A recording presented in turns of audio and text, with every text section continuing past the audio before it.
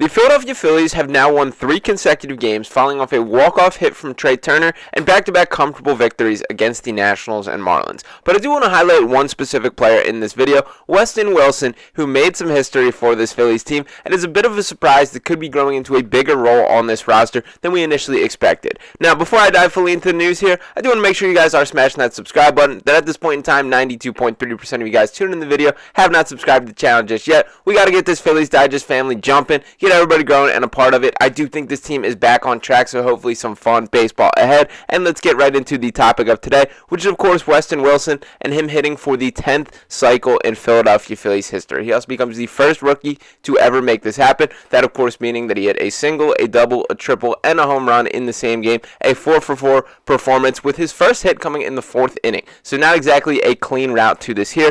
And to give some perspective on how rare this is as it pertains to Weston Wilson here, that he hadn't hit for the cycle for the season before tonight, even including the minor league. 348 plate appearances and 0 triples. So his timing on that triple tonight was excellent. And to dive into that a little deeper, it was an ethical cycle. That this was not him stretching out a double into something that shouldn't have been, which was of course that final hit late in that game. And he was aware of it the whole time. And I think this is very cool as well, that he was asked following the game if he was aware that he just needed the double. And he said, quote, "I was aware because Harper was at the top step letting me know, telling him to leg it out, don't stop until you get to second." I do think it's cool. This was one of those moments where you felt like this team was in good spirits again. I understand the bigger focus here still has to remain on what the wins and losses are, but the bottom line is this came in a 13-3 victory, so it should be celebrated. And even a victory like last night, which of course I don't want to see Carlos Estevez blowing saves, need a little bit more from him in that, but it was cool to see the bats wake up when the team needed them. They weren't quite as lively as the 13 runs they put up the night before, but a 3-2 victory with a little walk-off fashion, Trey Turner coming through,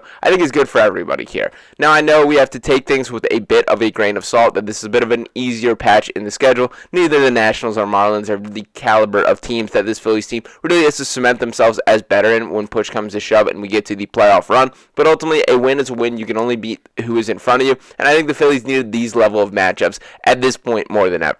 Now, as far as Weston Wilson goes, I do think there's a chance that his role grows into a little bit more significant on this Phillies team that people want to acknowledge. And Rob Thomson was asked about that following the game in which he hit for the cycle, and Thomson saying, quote, "I think he'll get at-bats against left-handed pitching for sure, and pinch hitting off the bench. He can run the bases, he can steal a base, he's got a lot of quality." And what I like about Weston Wilson is he's a little bit more malleable and diverse in his skill set than a lot of the other options that they do have. He can fill in the outfield, spend some time in left field in last night's game. He also can play a little bit of infield at the corner bases, first and third. He can play there if given. It feels to me that Weston Wilson may end up being what we hoped Whit Merrifield could grow into. Now, I know that Merrifield has a bit better pedigree when you look at the baseball card and the longevity of his career. Wilson's still a young guy who's finding his role at the major leagues, but I do think that with Merrifield specifically, that was a move that the signing made sense. It just did not play out. That the philosophy behind having a guy that you can plug and play in a variety of positions that can be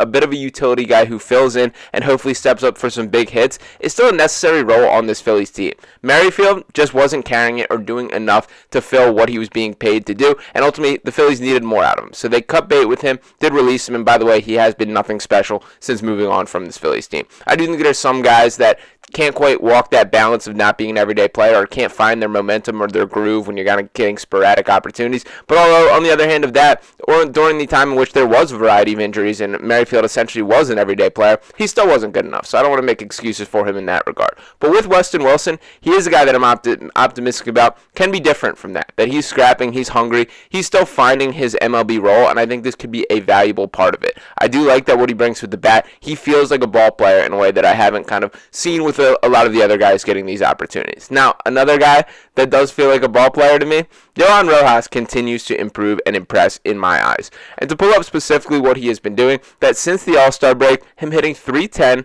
with .370 and .357 slashes there. We know he's not going to be the power hitter overall, but he does have 13 hits, 2 doubles, 4 walks, 2 stolen bases, and at least 1 hit in 10 of the past 17 games. Shout out to Luke Arcani, who tweeted this out before last night's game. Last night's game, he did extend that with another hit last night, and another moment where you just feel him doing the little things. I'm at the point where I'm ready to die on the Johan Rojas island, that I'm ready to live and die with what this guy can do. I understand that there's going to be limitations. He's never going to be a guy that is going to be hitting 400 or in the conversation for best hitters in the league, but he's been the most competitive that I've seen him at the plate really throughout his MLB career so far. These aren't just these slap hits, and sure, he's gotten plenty of those, but he's driven balls to the wall, he's hitting gappers. He's getting a hold of pitches in a way that we really have not seen from him. And beyond that, that they're good at bats at the plate. He's fighting off pitches, he's working counts, and he just makes things happen out there. Whether it is stealing bases, whether it is doing the little things. He's a guy that plays the game the right way, and I think with the deficiencies that he has, you still can't look at that purely on Johan Rojas. That this team is designed to mash home runs and hit balls. That when you look at this roster of all, the Bryce Harpers of the world, those are who that responsibility needs to fall off. The Kyle Schwarbers of the world, that is where there's responsibility for this level of runs. Trey Turner, a guy like Bryson Stott needs to be looked at far more harshly for needing to step up, rather than the shortcomings that Johan Rojas has at the plate, because straight up he has been just good enough for what they need from him in my mind, and I've been really impressed by the level that he has brought himself to. Specifically when you compare him to a guy like Brandon Marsh, who I still like Marsh and still am hopeful it turns around, but the strikeouts are just too much right now, and straight up Johan Rojas has a better batting average, which just should not be happening. The trade-off when you're debating what Marsh brings at the plate versus what Johan Rojas brings in the field, we're now talking about Rojas having more competitive at-bats, putting the ball in play more. There's really no competition there. That yes, Marsh's glove is just fine. He's not a guy who's a particularly bad fielder, and I do still think center field is going to be an important position defensively, particularly while Nick Castellanos is fine in right field. I think a little better than he gets credit for at times. He's not going to cover a lot of ground out there. That he's a guy that has limited range, so having a Johan Rojas next to him is incredibly important there. So ultimately, we will see how things shake out for the rest of this Phillies team, but I do think it's a really positive sign that they're starting to see the other guys step up. You're getting some momentum from the Rojas of the world, from the Weston Wilsons of the world. And these are both guys who feel like they fit this team, that they have the mentality. They're guys that want it, they work for it, they play hard, and I really like what they bring to this roster overall. So I'm not saying that the Phillies are fully back. Once again, we do need to see them against a higher level of competition. They need to continue on this path that they are, and there's still things to nitpick in their play. I know I highlighted it already, but Estevez blowing the save last night had a chance to shut that door with a 2-0 lead heading into that ninth inning and did not get the job done. It's got to be better than that, especially if they do want him to grow into the full-time closer, which I do believe is the hope. Certainly my personal hope for his role in this team, and I do think